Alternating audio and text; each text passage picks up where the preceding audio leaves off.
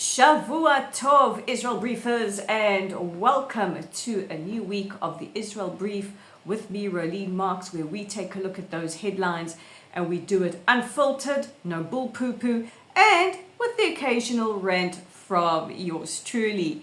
If you are new to our community, welcome to it. You join an incredible group of people from places as diverse as Oregon in the USA, to Kenya, to Namibia, Australia, the UK, Northern Ireland, the US, and everywhere in between, even Ghana. So welcome to our friends around the world. As always, we are brought to you in partnership with these guys, Lay of the Land, and a reminder to you that we are interactive, so if you have a question you would like answered on the Israel Brief, please be in touch with me via our website or via our social media.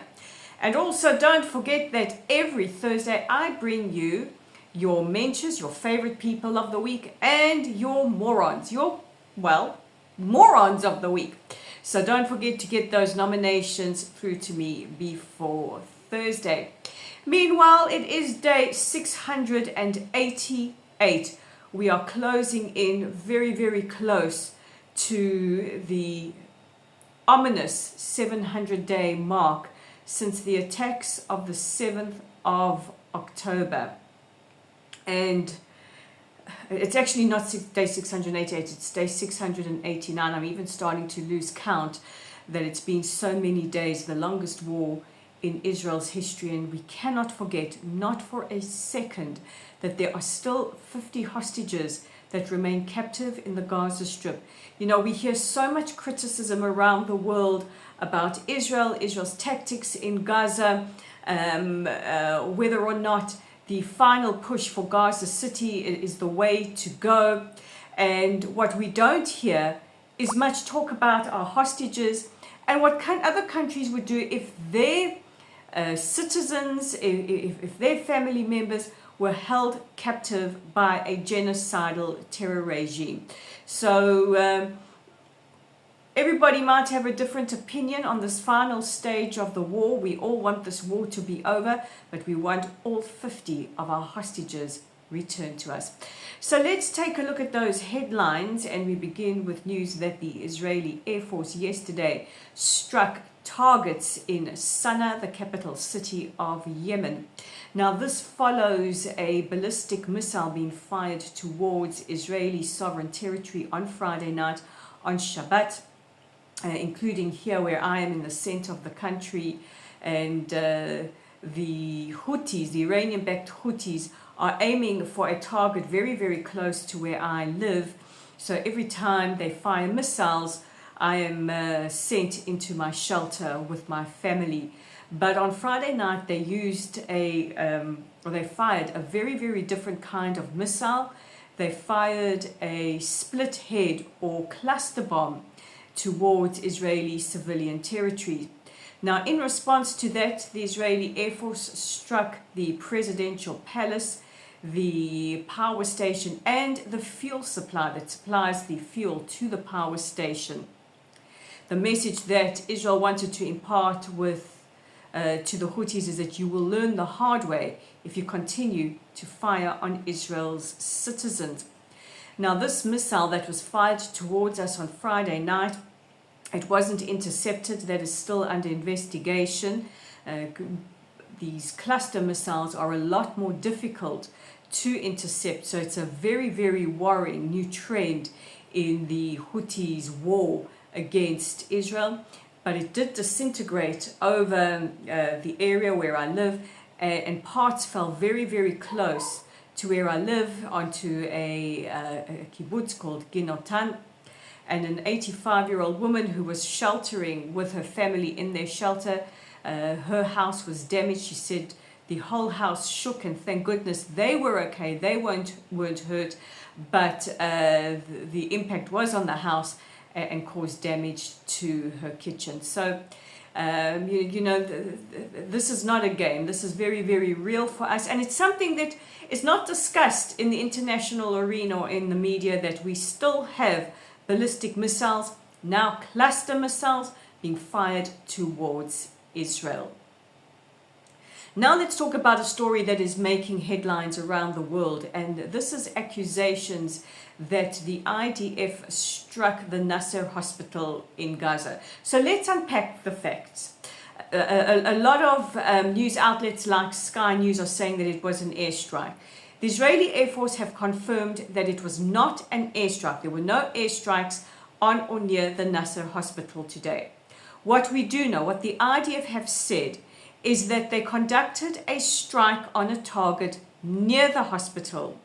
Now, the Gaza media are saying 20 people were killed, including the number varies between 4 to 5 journalists.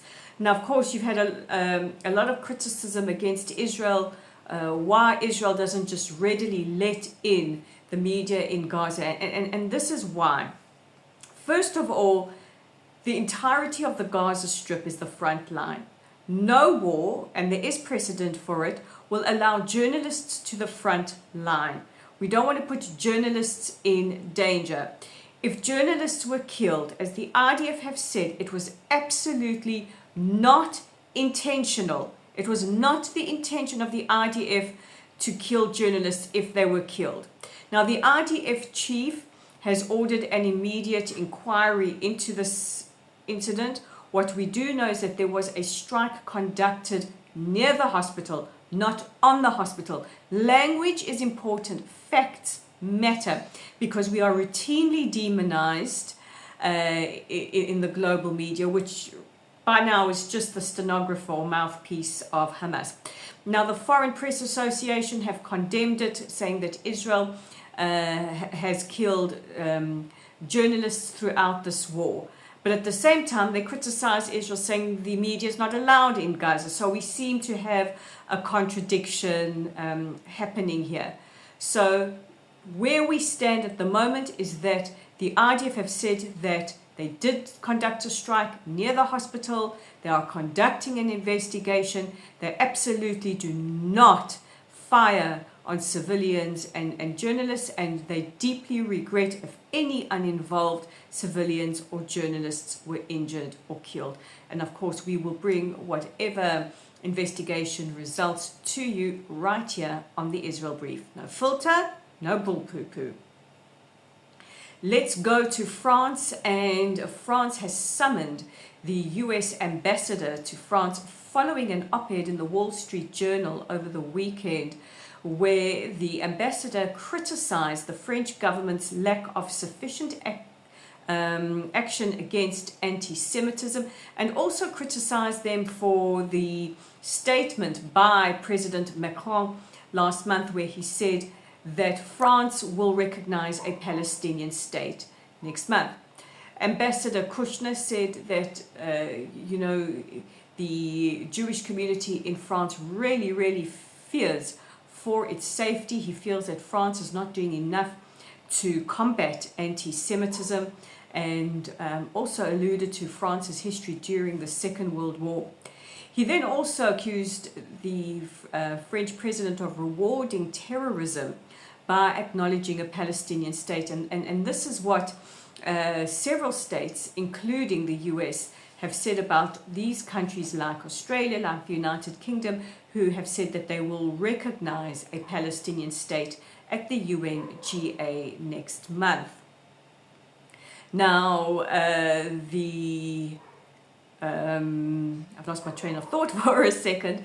France has said that they will summon the ambassador, and they said that they are taking sufficient action, that they are absolutely committed to fighting anti-Semitism, and that his criticism is not acceptable. Now, this follows criticism from Israel as well. Last week, Prime Minister Netanyahu wrote a letter to President Macron, basically reiterating what the American ambassador has said, that they're not taking sufficient action against anti-Semitism, that French Jews, which is the second biggest diaspora community outside of Israel, the biggest is in the United States, that they are really fearing for their safety.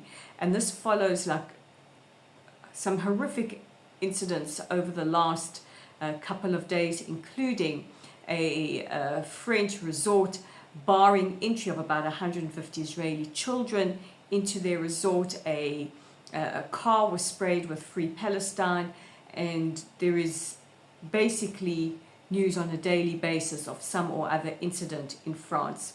So let's watch this one. Let's see what happens there. And finally, in a rare show of support from the Prime Minister's office to Lebanon, the Prime Minister released a statement a little earlier today acknowledging and supporting the efforts taken by the Lebanese government to disarm Hezbollah. The Prime Minister lauded President Ayoun and Prime Minister Salam. So I'll read to you from the Prime Minister's statement earlier today. He said, Israel acknowledges the significant step taken by the Lebanese government under the leadership of President Ayoun and Prime Minister Salam. The recent decision by the Council of Ministers to work towards the disarmament of Hezbollah by the end of 2025 was a momentous decision. It marks a crucial opportunity for Lebanon to reclaim its sovereignty and restore the authority of its state institutions, military and governance, free from the influence of non-state actors. In light of this important development, Israel stands ready to support Lebanon in its efforts to disarm Hezbollah and to work towards a more secure and stable future for both nations.